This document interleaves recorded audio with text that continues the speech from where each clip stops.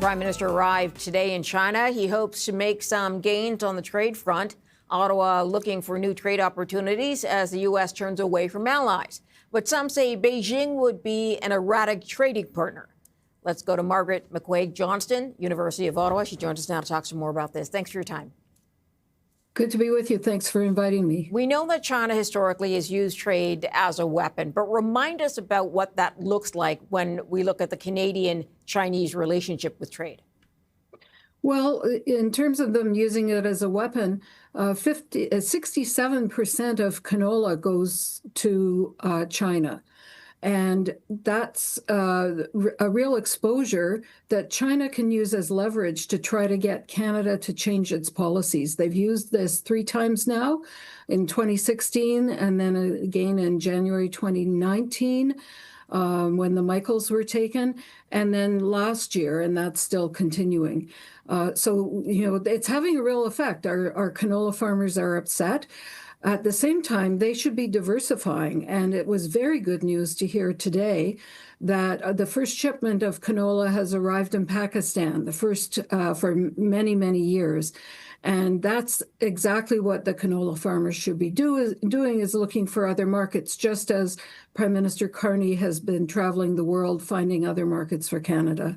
Can the PM, you think, expect a break on canola or seafood tariff that China has imposed from this visit alone? It's an ongoing discussion, and I know that his officials have been working very hard on this in recent months. So this isn't just the Prime Minister arriving asking for this out of the blue. There's been a lot of preparation for it. I think he will be able to make some progress on canola. I'm sure he wouldn't be going over there if he thought that nothing was going to happen. At the same time, I think he has to be very careful not to give China a way of building a wedge between Canada and the U.S. And that's what dropping the EV tariff would do. It would, give a real problem for Canada in our USMCA negotiations. And Trump has already said that he would not allow any Chinese vehicles to drive from Canada into the U.S. The Mexicans have been savvy as well, and they haven't allowed any manufacturing there for the same reason. And so we have to be very careful to avoid falling into China's trap of dropping the EV tariffs or having manufacturing. I've suggested that instead we should be inviting Chinese investment in our conventional energy with these big projects that the Prime Minister has planned. Okay, I know that energy would be something China would be open to importing. Let's talk about national security for a moment. Do you see concerns with Canada opening up more to China on the national security front?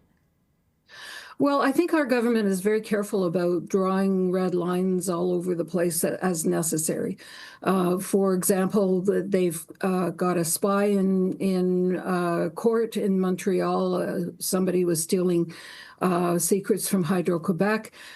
They caught Chinese boys in the Northwest Passage and made that public. And they've had a big hearing into transnational repression and electoral interference. And so, they're very good at drawing these lines. In fact, for our research protection in Canadian universities, we have the tightest measures of any democratic country, protecting ourselves from research being stolen by the Chinese military and Russian and Iranian sources as well. So I think our government's very savvy about things like that. Okay, you touched on the canola now going to India and a diversification beginning there. Should Ottawa even be looking to Beijing to open up trade, or are there other partners in the region that would be a better or more suitable partner for Canada? Well, that's an important question. We will have more trade with China, and I think this meeting will open up some other things. Even if it's just marginal improvements, that'll be great. But we also have a really strong Indo-Pacific strategy that was brought in about 3 years ago.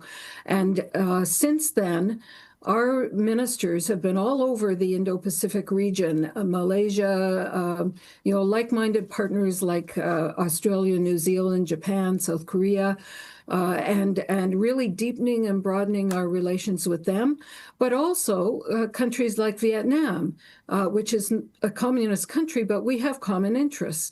And so even in countries like that, there are tremendous opportunities for diversification of our trade.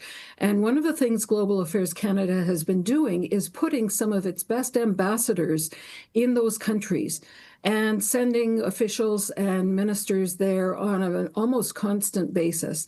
And so that's really going to help us in this big effort, which I really applaud for Prime Minister Carney and the extent to which he's put a big focus on this for diversifying our trade in that region. Okay, Margaret, I do have to leave it there. I'm out of time. Appreciate your time. Thank you for joining us on the program. Thanks for inviting me.